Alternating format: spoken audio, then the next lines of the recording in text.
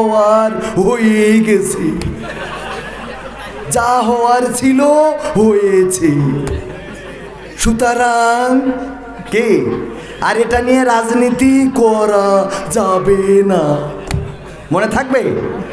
এটা নিয়ে আর কোন রাজনীতি করা যাবে, যা হওয়ার তা তো হয়েছে। এক চাচা গেছে, যাওয়ার পরে চাচা বলতেছে বাবা দেখো আমার নাম্বারটা কত, একটু মিলাই দাও। বলছে চাচা আপনি কেন আসলেন, অসুস্থ মানুষ? বলছে কেন? তো অসুস্থ আপনি আসবেন কেন? আপনি অসুস্থ থাকার কারণে আমরা তো মানবতাবাদী গো, আমরা মেরে দিছি আপনারটা। আচ্ছা ডাক্তার তো কাজ করিস, তো এখানে একটু কালি মেয়ে দাও না, বাড়ি গেলে আবার বৌমাকে দিতে পারিনি, কালিটা লাগাই দাও। লাগাইতে গেছে, যাচ্ছে বলছে শোনেন চাষিরটা, চাষি দিয়ে গেছে, ওই চাষিরটাও দেওয়া হয়ে গেছে, আপনি টেনশন করেন না, চাষির আবার জন্য পাঠাইয়েন না। বলছে তোমার চাষিও দিয়েছে? বলছে হ্যাঁ চাষির ভোট হয়ে গেছে। বল চাষা বুঝেছে অন্যরকম। চাষা বলছে আল্লাহ কত বড় নেমো খারাপ, এই মহিলার সাথে সংসার করেছি আমি, কি বড় নেমো খারাপ গো। তা বলছে কেন চাষা? বলছে ও 12 বছর পরে এসে ভোটটা দিয়ে গেছে, কবরের তো এসে তো আমার সাথে দেখা করে যাবে না, ও দিয়ে গেল তো দেখা করে গেল না, কেউ এত বড় নেমো খারাপ, ওর সাথে আমি জান্নাতেও যাবো না। চাষা তো বোঝে না, ও নিয়ে আমরা কথা বলার কোনো দরকার আছে নাকি? না বলবো না বলবো ও না না রে, যা করার করেছে ও নিয়ে আমাদের কোনো আপত্তি নেই। কারণ আগে আমরা জামাত বিএনপি আওয়ামী লীগ এই নিয়ে লড়াই চলতো, আর এখন নামি দামি আর দামি নিয়ে লড়াই চলে, কথা কয় না। এই লড়াই আমরা দেখতে চাই না, চাই দেশে শান্তি থাকুক, ক্ষমতায় যে থাকুক, আমাদের কোনো আপত্তি নেই। প্রধানমন্ত্রী দেশ শাসন করছে, দেশের উন্নয়ন করছে, এটার আমরাও অংশীদার, কারণ এই দেশের নাগরিক। আমার ট্যাক্স ভ্যাটের টাকা আছে না নাই? পদ্মা সেতুতে আমার টাকা আছে না নাই? রাস্তার উন্নয়ন হইলে সেখানে আমার টাকা আছে না নাই? পাকা রাস্তায় যদি সলিং হয় আমার টাকা আছে না নাই? পাকা রাস্তায় সলিং হইলে আমার টাকা নেই, ওগের টাকা আমি খেয়ে তুইছি, কারণ 500 টাকা 1000 টাকা পেয়ে তেষ্টা মেরি থাইলেন মনে নেই, তো সলিং হবে না তো অন্য কিছু হবে, পাকামো। ও আমার ভাইয়েরা, এইটা নিয়ে আমাদের কোনো বক্তব্য নেই। আমাদের বক্তব্য হলো রাষ্ট্র ক্ষমতায় যারা গো, ওরা যদি কোরআন কায়েম করে দেয় আমাদের আর কোনো দাবি দাবা নাই আছে। কোরআন কায়েম করলে আমরা তো কোনো নেতার অনুসরণ করিনি, যে অমুক নেতার, আমাদের নেতা একজন, তিনি হলেন আখেরি জামানার পয়গম্বর হযরত মুহাম্মদ সাল্লাল্লাহু। এর বাইরে আমাদের কোনো নেতা আছে? আমাদের জীবন আদর্শ এর বাইরে আর কেউ? আমরা দাড়ি রাখি কে জন্য? সাইদ দাড়ি রেখেছি তাই আমরা দাড়ি রাখি, আমাদের নিজামের মুখে দাড়ি তাই আমরা দাড়ি রাখি, ফয়জুল করিম সাহেবের মুখে দাড়ি তাই আমরা দাড়ি রাখি, হাফিজুর রহমান সিদ্দিকী কুয়াকাটা হুজুরের মুখে দাড়ি তাই না, আমরা দাড়ি রাখি আমার রাসূল দাড়ি রেখেছেন তাই, ঠিক না? আমরা পাঞ্জাবি পরি কারণ আমাদের কুয়াকাটা হুজুর পাঞ্জাবি পরে তাই না, আমরা পাঞ্জাবি পরি আমার রাসূলের পোশাক ছিল এটা, এই জন্য আমরা পাঞ্জাবি পরি। সম্মানিত ভাইরা, টুপি সব কিছু আমি খুব শর্টকাটে বলছি, তো সব মিলায়ে এই জন্য আমাদের কোনো নেতার পরিবর্তন আমরা চাই না, সরকারের পরিবর্তনও চাই না, ভোটের পরিবর্তনও চাই না। আমরা সেই নেতা চাই যেই নেতা সংসদে দাঁড়িয়ে বলবে এই রাষ্ট্র আল্লাহর জমিনে আল্লাহর বিধান ছাড়া মানব রচিত কোনো মতবাদ দিয়ে বাংলাদেশ চলবে না, বাংলাদেশ যদি চলতে হয় আল্লাহর কোরআনের আইন দিয়ে চলতে হবে। বলেন ঠিক কিনা? এই কথা যেই নেতা বলবে সেই নেতার পক্ষে আমরা আছি না নাই? কিন্তু যেই নেতা বলবে রাষ্ট্র ধর্ম ইসলাম সংসদে রাখবো না, সেই নেতারও আমরা সংসদে থাকতে দেব না, ঠিক না বেঠে? আমার সরকারও থাকতে দেয় নাই, ওদিক মাহিয়া মাহি তেস মারা খাইস, এদিক আবার টাকলা মোরাতে তেস মারা খাইস, ঠিক না বেটি? যে কটা বিতর্কিত সে কটা সব উইকেট পড়ে গেছে, পড়ে গেছে না? সরকার বোঝে কাকে দিয়ে খেলা হবে, বোঝে না, বোঝে না। এই জন্যে মমতা জাপাও কাইনতেছে, কাইন্দে লাভ নাই, ফাইটটা যায় করি বেড়াইলে, তাই এটা তো হতেই হবে, ঠিক না বে ঠিক? কাইন্দে কোনো লাভ আছে না? লাভ নাই। যেই কথা বলছিলাম, এই যে কথা বলতে গেলাম, এক কথা বলতে গেলে 5টা কথা চলে আসে। কোনো মানুষ মারা গেলে আলহামদুলিল্লাহ পড়বেন না, কারণ আল্লাহর নবীকে সবচেয়ে বেশি কষ্ট দিয়েছে আব্দুল্লাহ বিন উবাই। যখন মদিনাতে ছিলেন, সেই আব্দুল্লাহ বিন উবাই যখন মারা গেলেন, তার ছেলে ছিল আবার ইমানদার আল্লাহ রাসূলের একনিষ্ঠ সাহাবী। ছেলে এসে বললেন, হুজুর আপনি আমার বাবার জন্যে, আমার বাবার দাফন কাফনের জন্য আপনার গায়ের একটা পাঞ্জাবি আমাকে গিফট করবেন। আল্লাহ রাসূল বললেন, দিব, নিয়ে যাব। বললেন শুধু তাই না, আমার বাবা জানাজাটাও আপনি পড়াবেন। রাসূল বলে নাই যে তোমার বাবা তো টিরাক করে বেড়াইছে, হ্যাঁ আমার যে নূহ নবীর কিস্তি এটা বাদ দিয়ে তুই টিরাকে চড়ল, এটা কি মানা যায়? এটা বলেছে না, বলে নাই। আল্লাহ রাসূল বললেন, ওগো আমার সাহাবী, তুমি চাইলে জামা আমি দেব, তুমি বললে তোমার বাবার জানাজা পড়াতে আমি যাব, যাও জামা নিয়ে যাও। জামা নিয়ে গেল, জানাজার সময় হয়ে গেল গো। আল্লাহ রাসূল রওনা করলেন। ওমর রাদিয়াল্লাহু তাআলা আনহু খুব রেগে গেলেন, আল্লাহ রাসূলকে টান দিয়ে ধরলেন, ওগো রাসূল একটু দাঁড়ান, আপনি কি সত্যিই যাবেন তার জানাজা পড়াইতে? আল্লাহ রাসূল বলল, কেন যাব না, আমি তো দয়ার নবী, মায়ার নবী, আল্লাহ আমাকে পাঠিয়েছে, আমাকে নবী করে পাঠিয়েছে শুধুমাত্র তোমার জন্যে, আবু বকরের জন্যে, বেলালের জন্যে নয়, আমাকে বিশ্বের জন্যে রহমত করে পাঠিয়েছেন। আল্লাহর হুকুম যতক্ষণ না আসে রে, আল্লাহ যদি বাধা না দেয়, তাইলে আমি তার জানাজা পড়ানো থেকে বিরত থাকবো। আল্লাহর নবীকে ওমর রাদিয়াল্লাহু তাআলা আনহু বললেন, যদি আল্লাহ আপনাকে বাধা না দেয়, তাহলে আমি সন্দেহ করি আপনি আসলে আল্লাহর রাসূল কিনা। কারণ যেই আব্দুল্লাহ বিন উবাই আপনাকে এত কষ্ট দিল, সেই আব্দুল্লাহ বিন উবাইয়ের জন্য আপনি দোয়া করবেন, সেই আব্দুল্লাহ বিন উবাইয়ের জন্য আপনি ফরিয়াদ করবেন, মোনাজাত করবেন, এটা তো আমি অন্তত মানতে পারছি না।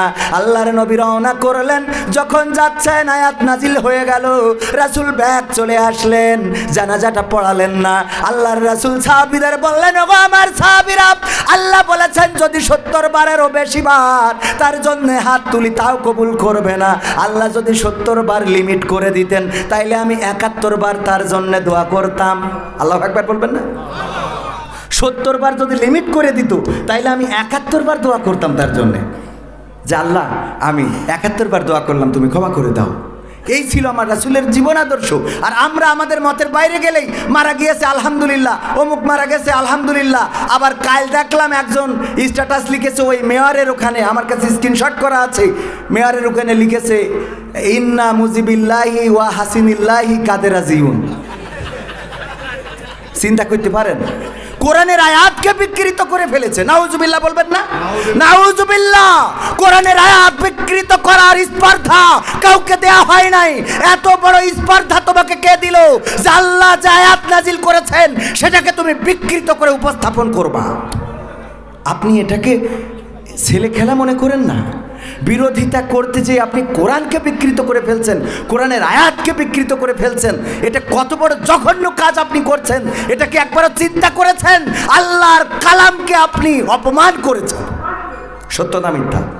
আল্লাহর কালামকে আপনার স্বার্থে ব্যবহার করার কোনো সুযোগ আছে? কোনো সুযোগ নাই। কোরআনের সাথে যারা করবে দ্বন্দ্ব, তাদের সাথে কবু হবে না আপোষ। কথা কয় না? কোরআনের সাথে যারা করবে দ্বন্দ্ব, তাদের সাথে কবু হবে না আপোষ। জেল জুলুম হলেও হবে, জেল জুলুম হলেও হবে, বিবেকের কাছে তবু রব নির্দোষ। আমার রবের কাছে রব নির্দোষ, মহান প্রভুর কাছে রব নির্দোষ। কোরআনের সাথে যারা করবে দ্বন্দ্ব, তাদের সাথে কবু হবে না। কোরআনের কথা যারা বলে যায় আজ, তাদের দমাতে কত ফন্দি। কাউকে ধরে নিয়ে দিচ্ছে ফাঁসি, কাউকে রেখেছে আজ বন্দি। ঠিক না বেঠে? জোরে বললে কি ভয় করে? বাতিলের ভয় কি আছে? মুসলমান আল্লাহ ছাড়া কোন মানুষকে ভয় পাওয়া তার জন্য হারাম। কারণ জীবনের মালিক কে? মরণের মালিক কে? হায়াতের মালিক কে? মৌতের মালিক কে? রিজিকের মালিক কে? আমার সমস্ত বরকত, আমার সংকুচিত করে দেওয়া সব কিছু আল্লাহর হাতে।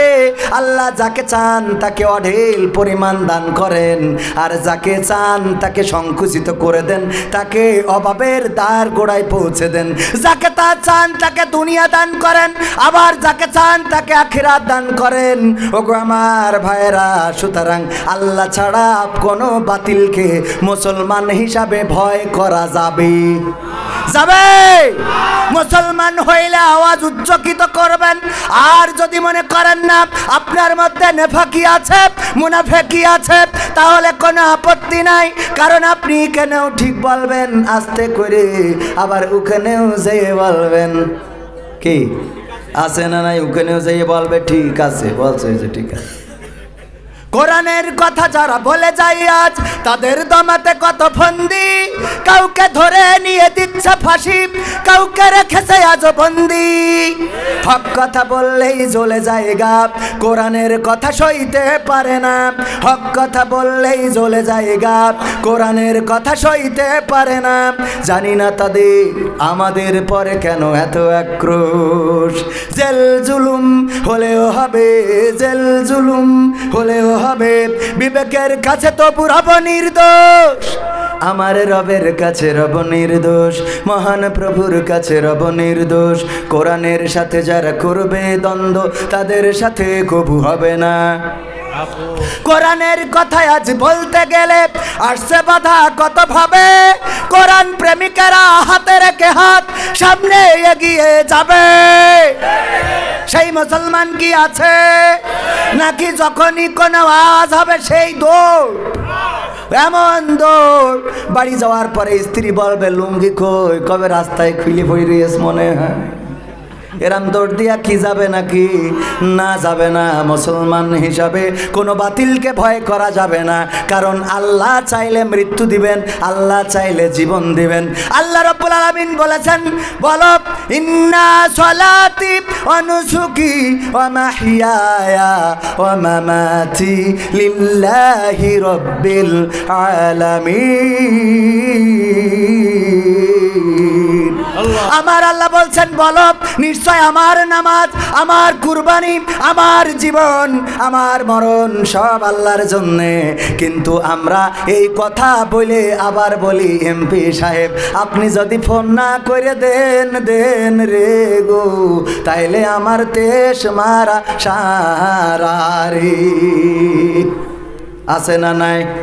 অথচ জীবন দেওয়ার মালিককে আল্লাহ এ ব্যাপারে অনেক বিশদ আলোচনা করব না, আকর্ষণ। আর যেহেতু অল্প সময় আছে, মা বোনেরাও আছে, ওদের ব্যাপারেও দু একটা কথা বলার দরকার আছে না নাই? মা বোনেরাও বিপথগামী হয়ে যাচ্ছে। আগে বুরখা ছেড়ে ভুল পথে যেত, আর এখন বুরখা পরে ভুল পথে চলে যায়। এমন আছে না নাই? বুরকা পরে ভুল পথে যায়। আমার মা বোনেরা যারা ভুল পথে চলেন, বলতে চাই, ওগো মা বোনেরা, এই দুনিয়ার জীবন শেষ নয়, একদিন পরকালের ময়দানে উঠা লাগবে, সেখানে পাপ পুণ্যের হিসাব দেয়া লাগবে। আল্লাহ বলবেন, ইকরা কিতাবাকা কাফা বিনাফসিকাল ইয়াউমা আলাইকা হাসিবা। পড়ো তোমার কিতাব, তুমি পড়ে তোমার হিসাব তুমি করে দাও। ওগো আমার ভাইরা, পরকালের ময়দানে যখন হিসাব করে দিতে বলবে, আপনি দেখতে পাবেন আপনার আমল নামায় কি লেখা আছে, ভালো না মন্দ, আপনি পৃষ্ঠা উল্টাইলেই পাবেন না। আজকে সারাদিন যা করেছেন যদি ভিডিও করা হয়, সেই ভিডিও দেখার পরে সারাদিন আপনি নামাজ পড়েছেন নাকি রোজা করেছেন, নাকি আপনি মেয়েদের পিছনে ঘুরে বেরিয়েছেন, নাকি পরকিয়া করেছেন, নাকি অন্যের আইল সুজাইল ব্যাখ্যা করেছেন, এইগুলো সব সিসি ক্যামেরায় ভিডিও হইলে দেখা যাবে না? কথা কয় না, যাবে না? যদি যায় পরকালে আল্লাহ দেখাইতে পারবে না। আল্লাহ সব দেখিয়ে দিবেন। ওই দিন দেখবেন মা বোনেরা আমার, কোথায় আপনি বুরকা পরে অন্যায় করেছেন, কোথায় আপনি ইমোতে ভিডিও কলে কার সাথে কথা বলেছেন স্বামীর বাইরে, কার সাথে আপনি হাসি মনে কথা বলেছেন। স্বামী যখন ফোন দেয় আপনার মিজাজটা খারাপ হয়ে যায়, বলো কি হয়েছে? আর যখন আর দেওরা ফোন দেয়, আমার স্বামী আমার যেমন তেমন, দেওরাই আমার মনের মতন রে। আছে না নাই? এরকম যদি থাকে, এটা পরকালে দেখা যাবে না? পরকালে দেখা যাবে। সুতরাং ভাইয়েরা আমার, মায়েরা আমার, পর্দা করে চলবেন, আল্লাহর কাছে দাঁড়ানো লাগবে। হিসাব দেওয়া লাগবে। আপনার স্বামীর আমানত সেটা রক্ষা করবেন। রাসূল মেরাজ থেকে আসলেন, এসে বললেন, ওগো নারীরা, তোমরা দান সাদকা বেশি করে করো, কারণ তোমাদেরকে আমি দেখেছি জাহান্নামে বেশি দেখেছি তোমাদের। আল্লাহর নবীকে বলা হলো, ওগো নবী, কেন নারীরা এত জাহান্নামী? আল্লাহর নবী বললেন, কারণ নারীরা দুইটা অন্যায় বেশি করে, তার মধ্যে 1 নম্বর হলো জাহান্নামে যাওয়ার কারণ। 1 নম্বর, মা বোনেরা একটু কান খুলে শুনে নেন, 1 নম্বর কারণ হলো তারা স্বামীর প্রতি অকৃতজ্ঞ থাকে, আর 2 নম্বর কারণ হলো তারা বেশি বেশি করে অভিশাপ দেয়। কি দেয়? অভিশাপ। একজন আমার প্রশ্ন করছে, এক মহিলা ফোন দিয়েছে, হুজুর আমার স্বামী মারা গেছে কয়দিন আগে। তাই বললাম, আমি কি করব? আমার তো বিয়ে করা শেষ হয় না, এই জন্য দিনই। মরে না কেন? তুমি মরো না কেন? তোমার মালাকুল মউত দেখে না কেন? আজরাইল তোমার চেনে না কেন? আমি পারি না আর পারি না, আমার স্বামী কেন মরে না? আজরাইল কি চেনে না আমার স্বামী রে গো? আমি পারি না আর পারি না। বুঝা গেছে? এই কথা বলতাম। আসলে হুজুর, উনি মারা যাওয়ার পরে আমার বড্ড কষ্ট হচ্ছে যে আমার অভিশাপে মরল নাকি সত্যি ওর আবুল হায়াত শেষ। বোঝেননি? আমি বললাম, আমি কইতে পারবো না। দুলাভাই কি ভয় করে? মোনাজাত করবো তো? কোন কেন মোনাজাত করতে? আমি তো খারাপ কিছু করছি? খারাপ কিছু কইছি? ভাই কাছে মোনাজাত করে দেন, খারাপ লাগে না? আমার রাত করে উঠালেন, আমি যা কইতা তো আপনারা জেনে শুনে নিয়ে আসেন। আমার তো বক্তব্য, আমি তো কোনো দলের না, আমি ইসলামের। কিসের? আমি কিসের? প্রশ্ন করে বিএনপি নাকি আসো তুমি আওয়ামীতে, কেউ বা বলে জামাত নাকি আসো তুমি হেফাজতে। প্রশ্ন করে বিএনপি নাকি আসো তুমি আওয়ামীতে, কেউ বা বলে জামাত নাকি আসো তুমি হেফাজতে। আমি বলি মুসলিম, আমি ইসলাম নিয়ে আছি, মানুষ সমাজে মানুষ হয়ে মানুষের মতো বাঁচি। ও ভাই ট্যাগ লাগাইও না, আমায় মার্কা দিও না। ও ভাই ট্যাগ লাগাইও না, আমায় মার্কা দিও না। মানুষের গড়া মতবাদে আমি করি না মাখামাখি, রবের ভালোবাসা পেতে কাঁদে দুটি আঁখি। কোরআনের আইন মানুষের তরে জেনেছি আমি, তাই ইকামতে দিনের কথা সদাই বলে যাই।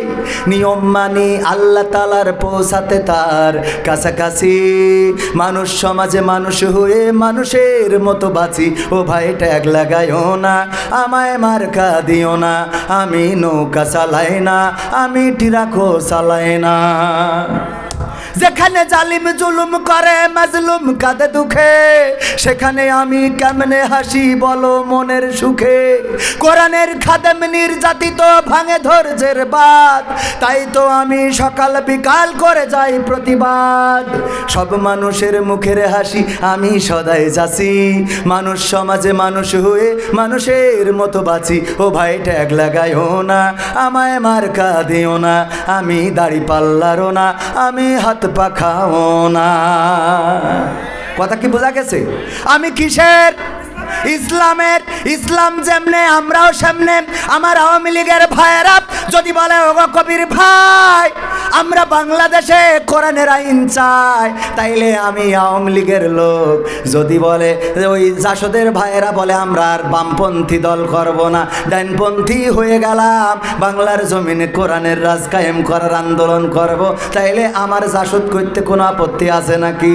না নাই। মেম্বার যদি বলে, আমি মেম্বার হওয়ার পরে আমার ইউনিয়নে চুরি হতে দেব না, মাদক সেবন করতে দেব না, অন্যায় হতে দেব না, আমি মেম্বারের পক্ষে যাব। আর মেম্বার যদি বলে, আমি পাশ করার পরে চোরেরা তোরা যা মনে চাই চুরি করবি, কোনো আপত্তি নাই, দুর্নীতিবাজেরা তোকে স্বাধীন করে দেবো, ইয়াবাখোররা তোরা বটতলায় তোকে ঘর বানাই দেবো, ওর মধ্যে ঢুকে ঢুকে বিড়ির তামাক ফেলে দিয়ে মাল পুড়ে খাবি, কোনো অসুবিধে নেই। তাইলে ওই চেয়ারম্যানের সাথে আমি, ওই মেম্বারের সাথে আমি থাকতে পারবো না, পারবো নারী। কথা ঠিক আছে তো? আল্লাহুম্মা আমিন। রব্বানা যালামনা আনফুসানা ওয়া ইল্লাম তাগফির লানা ওয়া তারহামনা লানাকুনান্না মিনাল খাসিরিন। রব্বানা আতিনা ফিদ দুনিয়া হাসানাতাও ওয়া ফিল আখিরাতি হাসানা ওয়া কিনা আযাবান নার। ওগো আল্লাহ, গভীর রাত তোমার বান্দাদের নিয়ে বসেছি, পর্দার অন্তরালে মা বোনেরাও রয়েছে গো আল্লাহ। এতক্ষণ পর্যন্ত যারা তোমার কোরআনের বাগানে ছিল আল্লাহ, তুমি দয়া করে সকলকে তোমার শাহী দরবারে কবুল করে নাও আল্লাহ। সকলের জীবনের গুনাহগুলো ক্ষমা করে দাও ওগো আল্লাহ। জেনে না জেনে, বুঝে না বুঝে শয়তানের ওয়াসওয়াসায় পড়ে যত গুনাহ করেছি, জীবনে এমন অনেক গুনাহ আছে গো, যদি মা জানতো মা ভাত রান্না করে খাওয়াতো না, যদি বাবা জানতো বাবা বাড়িতে ঢুকতে দিত না, যদি